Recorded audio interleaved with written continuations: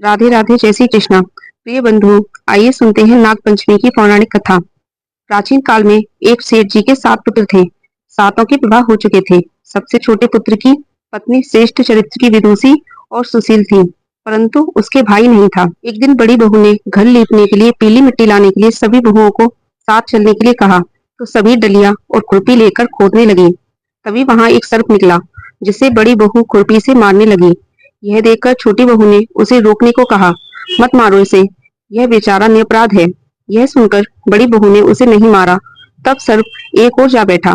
तब छोटी बहू ने उससे कहा, हम अभी लौट कर आते हैं, तुम यहाँ से जाना मत। यह कहकर वह सबके साथ मिट्टी लेकर घर चली गई और वहाँ कामकाज में फंसकर सर्प से जो वादा किया था उसे भूल गई। उसे दूसरे दिन यह बात याद आई, तो सबको साथ लेकर वहां पहुंची और सर्प को उस स्थान पर बैठा देखकर बोली, सर्प भैया नमस्कार।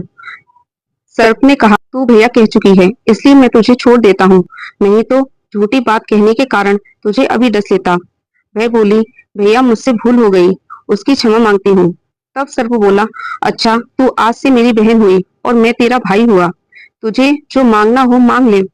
वह बोली, भैया मेरा कोई नहीं है, अच्छा हुआ जो तू मेरा भाई बन गया। कुछ दिन व्यतीत होने पर सर्प मनुष्य का रूप बनाकर उसके घर आया और बोला, मेरी बहन को भेज दो। सबने कहा कि इसके तो कोई भाई नहीं था। वह बोला, मैं दूर के रिश्ते का भाई हूँ, बचपन में ही बाहर चला गया था।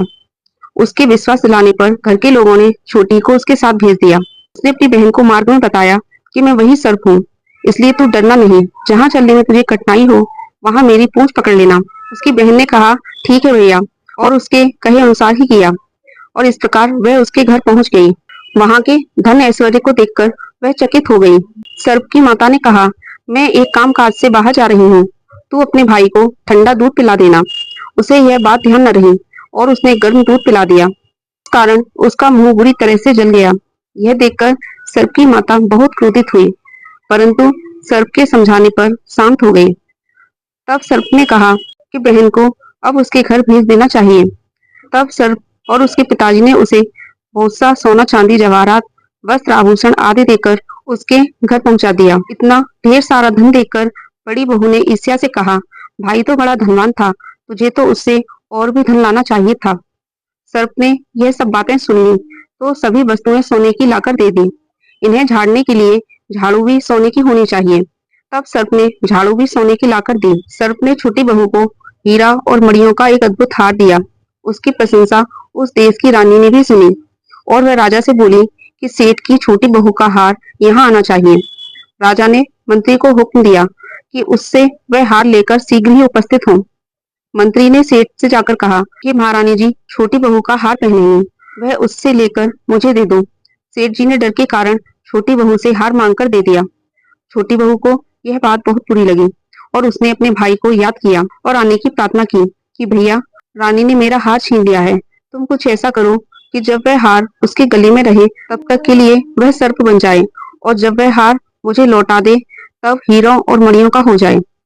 सर्प ने ठीक वैसा ही किया। जैसे ही रानी ने हार पहना वैसे ही वह सर्प बन गया। यह देखकर रानी चीख पड़ी और रोने लगी। यह देखकर राजा ने सेठ के पास खबर भेजी कि छोटी बहू को तुरंत भेजो। सेठ जी डर गए कि राजा न जाने क्या करेगा। वह स्वयं छोटी बहू को लेकर उपस्थित हुए तो राजा ने छोटी बहू से पूछा, तूने क्या जादू किया है, मैं तुझे दंड दूंगा। छोटी बहू बोली, राजन क्षमा कीजिए, यह हार ऐसा ही है कि मेरे गले में हीरों और मणियों का रहता है और दूसरे के गले में सर्प बन जाता है। यह सुनकर राजा ने वह सर्प बना हार उसको देकर कहा, अभी पहनकर दिखाओ। छोटी बहू ने जैसे ही उसे पहना वैसे ही हीरों और मणियों का हो गया। यह देखकर राजा को उसकी बात पर विश्वास हो गया और उससे प्रसन्न होकर उसे बहुत सी मुद्राएं पुरस्कार में भी दी।